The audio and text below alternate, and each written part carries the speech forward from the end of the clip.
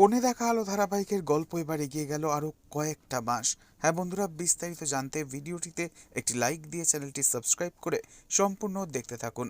পড়ার টেবিলের ল্যাম্পটা জ্বলছে, কিন্তু লাজুর চোখ বইয়ের পাতায় নেই। তার কানে বাজছে ডাক্তারের সেই কথাগুলো, সে মা হতে চলেছে। অথচ তার স্বামী সুদেব গ্রাম থেকে শেষবারের মতো তাকে দেখে গিয়েছিল 3 মাস আগে।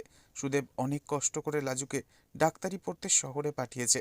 নিজের সামর্থ্য নেই বলে বন্ধু অনুভবের জিম্মায় রেখে গিয়েছিল তাকে।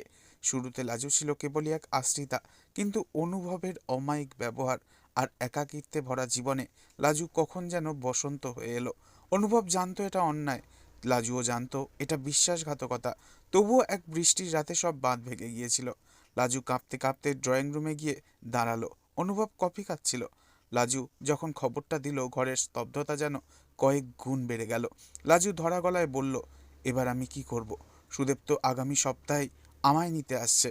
অনুভব কফির মগটা রেখে লাজুর হাতটা ধরল আর বলল, লাজু, আমি জানি আমি একজন অপরাধী, কিন্তু এই সন্তান আমারও। আমি তোমাকে আর এই পরিচয়হীনতাকে মাঝপথে ছেড়ে দেব না। তুমি সুদেবকে সব সত্যি বলবে কিনা জানি না, কিন্তু আমি তোমাকে আগলে রাখতে প্রস্তুত।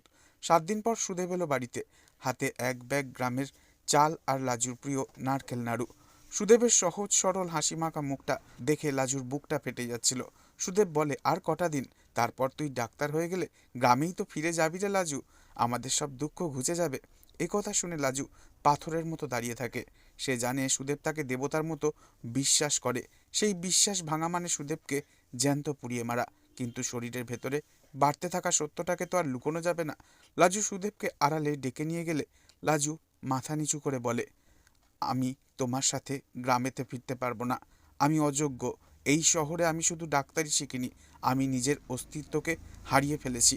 আমি অনুভবের সন্তানের মা হতে চলেছি। এ কথা শুনে সুদেবের হাতের ঝোলাটা মেঝেতে পড়ে গেল। লাজুর জন্য আনা নারকেল নাড়ুগুলো মেঝেতে ছড়িয়ে গেল।